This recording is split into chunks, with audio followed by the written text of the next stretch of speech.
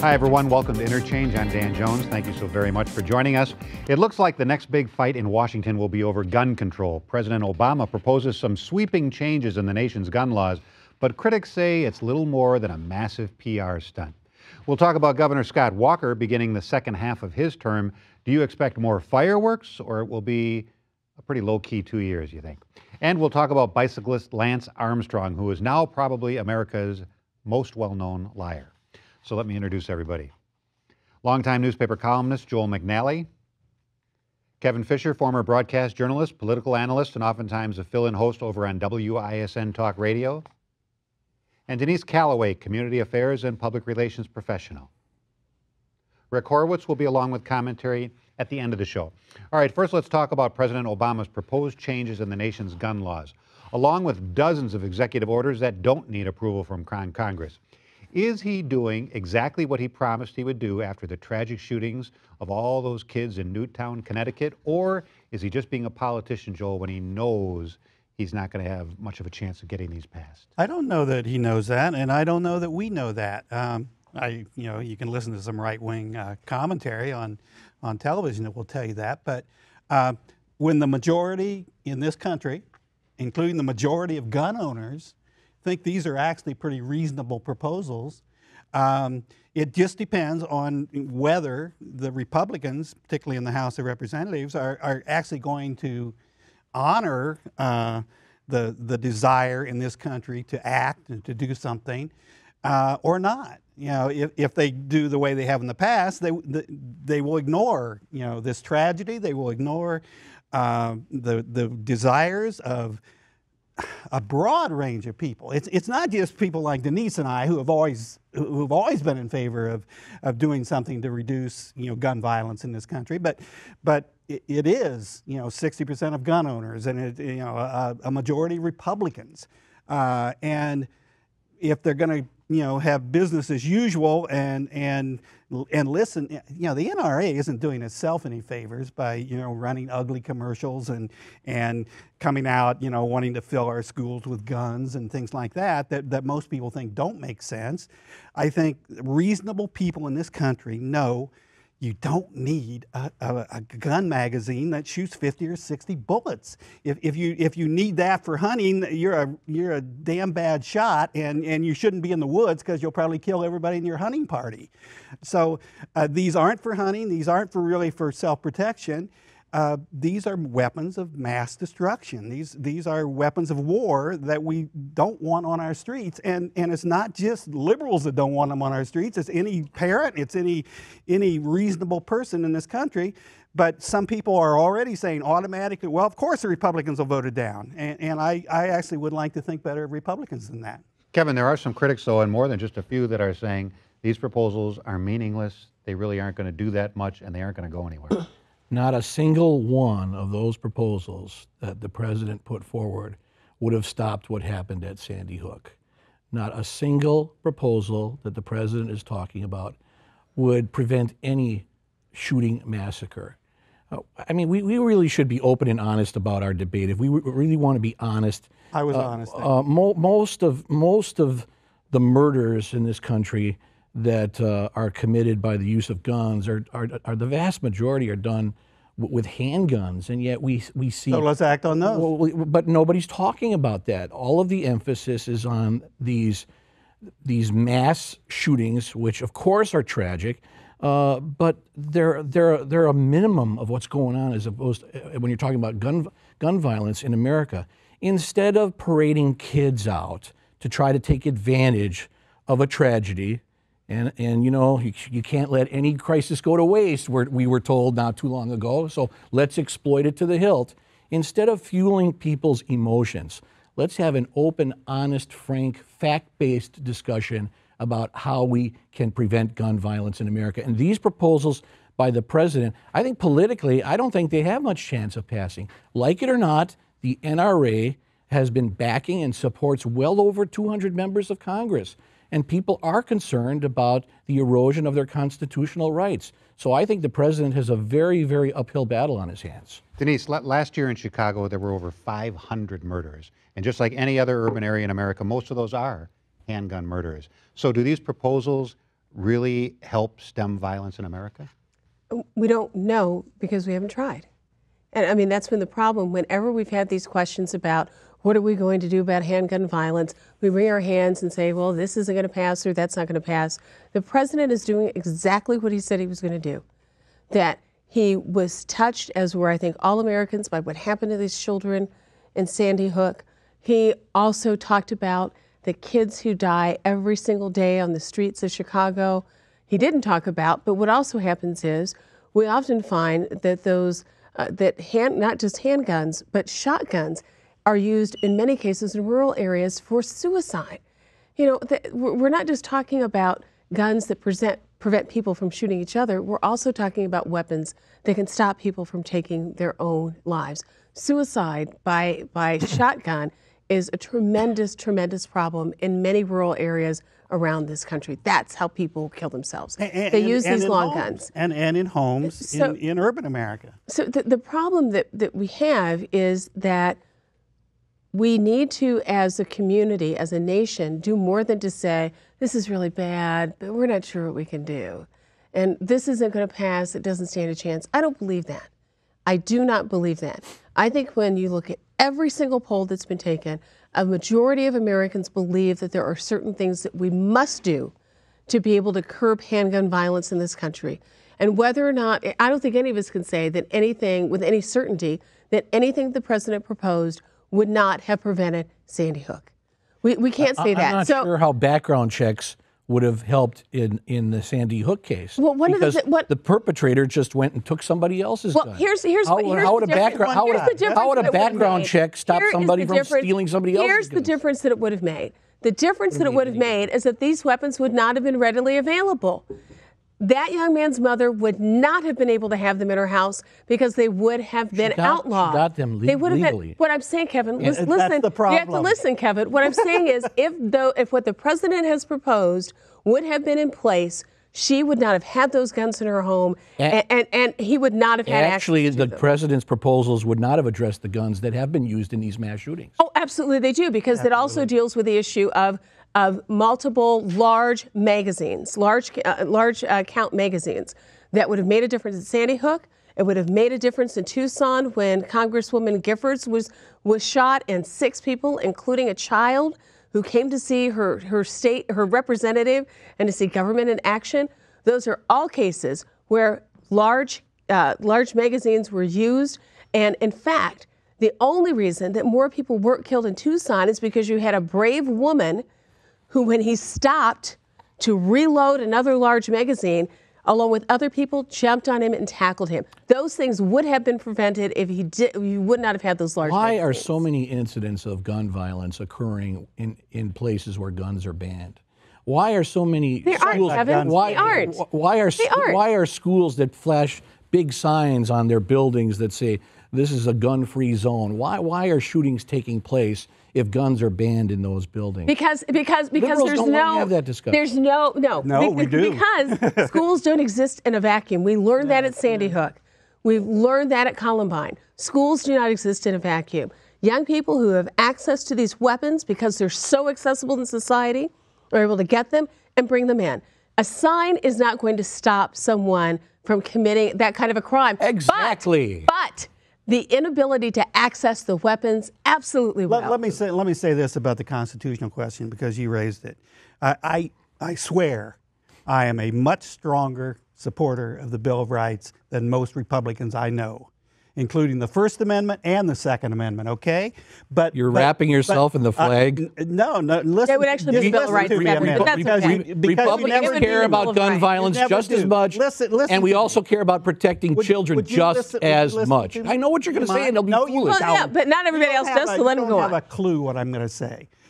You just said you're better than us. Every right in the Bill of Rights is not absolute, and there can be no adjustment. The First Amendment, the free speech, we actually have court decisions which say you cannot yell fire in a crowded theater, okay? But for the Second Amendment, you can take weapons of mass destruction into a crowded theater and shoot 30 people in Aurora, California. All right, next topic. Aurora, Colorado. Governor Walker's State of the State address the other night was pretty low-key compared to many things. Was nothing like the raucous presentation at the state capitol during Act 10 discussions. Do you think, Kevin, that this is how the second 2 years of his term is going to be? I do. I think so, because no one wants to return to that chaos that took over the People's Building the last couple of years. And you do want the people's business to be conducted in an orderly fashion. And the governor has expressed a desire and a willingness to be more moderate. So I don't think you're going to see legislation taken up, at least not initially in this session, that's going to create the controversy that occurred in the last legislative session. I can understand to a degree why the governor is doing that, because he's thinking down the pool table, I have an election coming up, I want to win that election, and I want to continue to push my agenda. And to do that, he may have to be a little bit more to the center, not all the way over, because he's a conservative.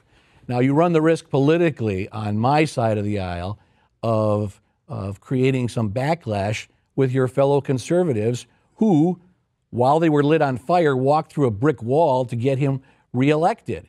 Will really right-wing conservatives look at this moderate approach by the governor and say, hey, that's not why we worked so hard for you. That's not why we wanted you to be reelected. So there might be some political fallout, but absolutely this next session is not going to be as tumultuous as the last one. There are some Democrats who think, okay, he's pretending to be low key, but he's going to let the legislators get stuff to his desk and then he'll sign it? Well, in the first 2 years, if you listen to Scott Walker, he sounded very reasonable and moderate.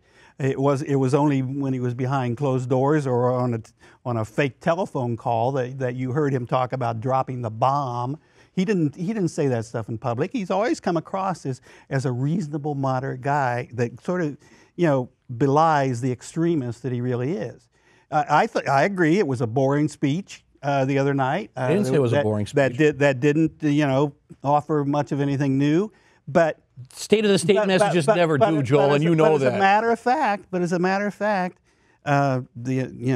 he's talking about his priorities, one of his first priorities is to pass the bill that he couldn't pass in the first 2 years on mining, which would devastate environmental protections, which would actually not create any jobs for 5 or 7 or more years because the Environmental Protection Agency has a few things to say about the environment, not just the state of Wisconsin.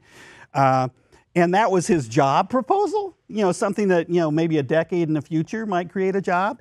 He didn't say anything about restoring education. He didn't say anything about reversing the, historically enormous cuts that he gave to education and to vulnerable people in this state. And one of his so-called job proposals is to make it harder for people who can't get jobs to get unemployment. He's already falling apart on his promise of 250,000 jobs. I think he's up to about 36,000 now, right? But even though he hasn't created any jobs for them, he's going to make it harder for them to get unemployment insurance. A Republican said the other day, Denise said. Well, the Democrats can criticize him, but he was good enough to get elected and he was good enough to get reelected, so the people must like what he's doing. Well, I think when we take a look at the election that was, 2 years ago, when we take a look at the recall, I think one thing we're hearing more and more from experts, not just from people like Joel and myself, who might have a particular point of view, but we're hearing that one of the things that one of the reasons people voted for Scott Walker in the recall was because they didn't think that was the reason he was being recalled was appropriate. So not every vote for him was a vote for him. In some cases, it was a vote for the process. But regardless, I do think he's going to have a low-key 2 years because he's a politician and he wants to be reelected. And he's got to be able to focus on that main thing that he talked about, the linchpin of his campaign, and that was, I'm going to bring 250,000 jobs to Wisconsin. That is what he's got to concentrate on. As Joel was saying, he's got at least 210,000 jobs to work to somehow create in the state over the next 2 years. That is going to be a huge challenge. I think another challenge that he will have will be with Republicans in the Assembly and in the Senate who want to see some of these things pushed forward that will take focus and attention off jobs and off job creation. I think the governor is going to have a challenge about keeping those folks focused on those things that he thinks are critical to the state and, quite frankly, and not faulting him on this, but critical to his reelection as well. But if he doesn't create 250,000 jobs, I don't think that's going to cause a lot of people not to vote for him. So what? If he says, oh, I created 100. So he was lying? So, well, he said that he wanted to create 250,000 jobs. No, he said he would create 250,000 jobs. Well, heaven forbid we should penalize the guy and find fault with him and criticize him for setting the bar high, for trying too hard. I don't think there's anything wrong with that kind of crusade to create that number of jobs, which wasn't just pulled out of a hat. Yes, it was. There was extensive research done that would be the amount of jobs needed after Jim Doyle lost us 300,000 jobs. Or to get how about the recession? The recession, Kevin, you remember that, right? To get the economy back on track. So I don't see that as being a real detriment if we don't get that, because the state is on the right track. We just got another report yesterday that there were additional private sector jobs created during the month of December. The business climate has turned around. Talk to business people. They say the regulatory climate is much easier now to try to create jobs. Property taxes on median valued homes are down for 2 years in a row. We have a surplus that we didn't have under Jim Doyle, and we have more money in the rainy day fund for the second year in a row. So the state is definitely, when it comes to economics, on the right track. Then we should be able to create more jobs. Then we should be able to create more jobs. We got that money by taking away from kids and their education and taking away from other programs. Reassured that the schools would be just fine. You know why Wisconsin is 42nd out of the 50 states? According to one survey, yeah. You know why? It's because... I'm sure you'll tell us, Joel. Yeah, I can if you want.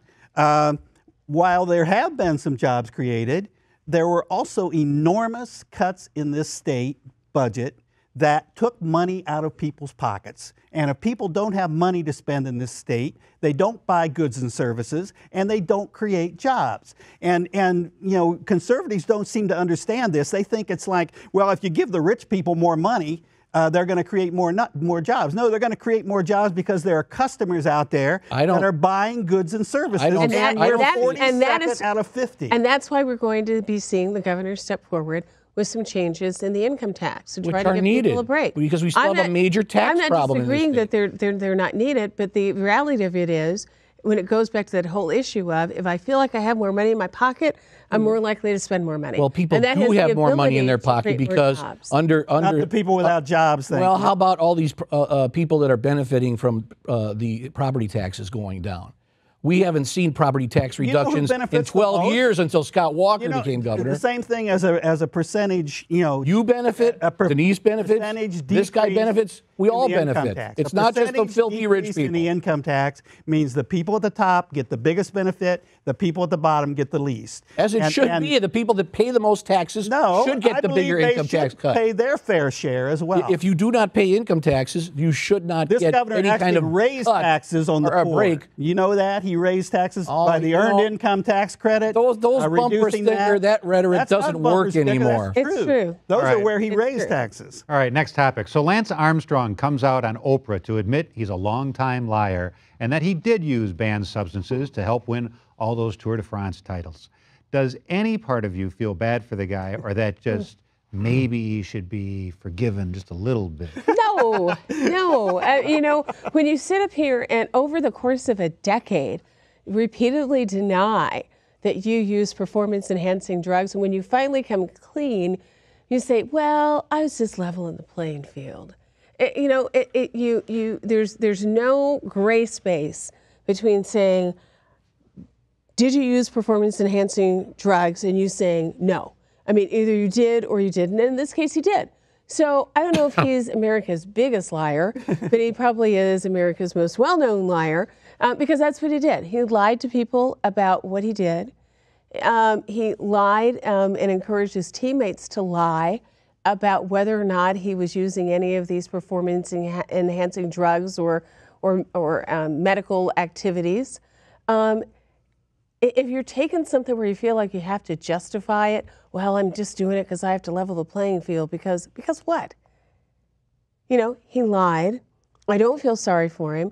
The folks who I feel sorry for are the people from the Livestrong Foundation and those folks who are fighting cancer, who benefited from the donations that came into that foundation because of Lance Armstrong's name and at that point in time, trustworthiness. Those are the only people I feel sorry for. Or was he just doing what he had to do to win?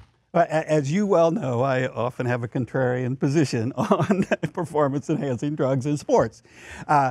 This cycling, riding a bicycle up and down mountains is the most grueling physical sport I can imagine. And during some of this time, there weren't even tests for some of the things he was taking. And he alleges, and I don't know if I agree with him on this or not, but he alleges that was the culture, that in order to participate in that sport and to compete in that sport, you got any edge you could. I could, when you have these sanctimonious sports writers saying, well, he's just a cheater, none of them could ride in that race, let alone win 7 of them. But I'll tell you what did put me off last night. You made us watch this thing. He is a jerk. He is a jerk. When he said, I did sue this woman who came out and said I'd used performance-enhancing drugs. People. Yeah. And I called her a liar and I tried to destroy her life. But I called her up and I said, it is true. I did call you a crazy bitch, but I didn't call you a fat crazy bitch. It's like that's what he feels bad about. This guy is so full of himself, and he has an inflated ego that's not even based in reality or playing by the same rules everybody else does. People at the top of every sport, I would say. But in this case in particular, this guy was asked so many times, and challenged lied. so many times, and he lied. Was he any different than for- Sammy Sosa, Mark McGuire, the rest of them?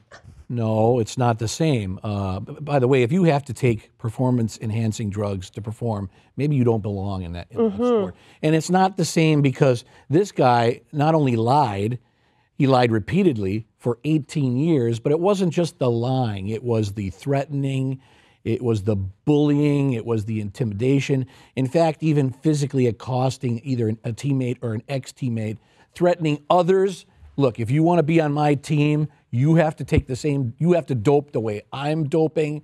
You add that to the mix. It's not just a lie anymore. It's all these other activities that I don't think he'll ever be able to get his reputation back. He shouldn't. All right, we move on. Back to the argument over guns. Rick Horowitz knows that everybody has plenty to say about that subject. So he thought he'll start by suggesting a few conversational ground rules. Too late for our discussion, but at least he's making the effort. Rick. They're coming after our guns. They're coming after our... Actually, they're not. Let's get rid of that one early, okay? This gun violence fight is going to go on for a while, so I figured maybe my own small contribution to the debate would be standing up for facts and logic against fantasies and fallacies. I know, good luck, but it's worth a try, right? Besides, I'm feeling optimistic. The latest poll numbers show strong majorities of the American people now support tighter restrictions on guns. That includes strong majorities of gun owners, even of NRA members. That's right, they favor universal background checks. They favor limiting high-capacity magazines, which won't stop certain folks from trying to distract you with smoke and mirrors, gun smoke and mirrors. So why don't we arm ourselves with a few strategies of our own? First strategy, watch out for circular arguments. You can't shoot previous gun laws full of loopholes, for instance, and then start screaming, see, gun laws don't work. Second strategy, watch out for folks who leap from the single example to the broad and false conclusion. That provision wouldn't have stopped this particular massacre, they say. Right, does that mean it wouldn't have stopped other massacres? Not at all. And honestly, the gun control side sometimes does the same thing, pointing out, for instance, that there was an armed guard at Columbine and kids still died. That doesn't mean that some guard in some school might not be useful. And in fact, the president wants funding for that. Okay, next one. Beware of the red herring. Cars kill more people than guns do. Why don't they ban cars? Maybe because, unlike guns, cars aren't designed for the express purpose of killing people, of causing catastrophic damage to flesh and bone and vital organs. Different. Oh, and since we're on the subject, cars do have to be registered and licensed, and there's paperwork when you sell them. Does that mean the government is coming for your Subaru? But that's the famous slippery slope. Everything's the first step to something terrible. Ridiculous. We draw lines every day from speed limits to meat inspections. That's not tyranny, that's civilization. Last strategy, beware of the straw man, those absolute words like all or every. These new laws won't stop all the murders, or they won't get rid of every high-capacity gun clip or solve the problem of violence. Of course they won't. So we shouldn't even try to limit the carnage? Take your time. Keep thinking. Well, thanks, Rick, and thank you so very much for watching. Stay warm. Enjoy the rest of your weekend.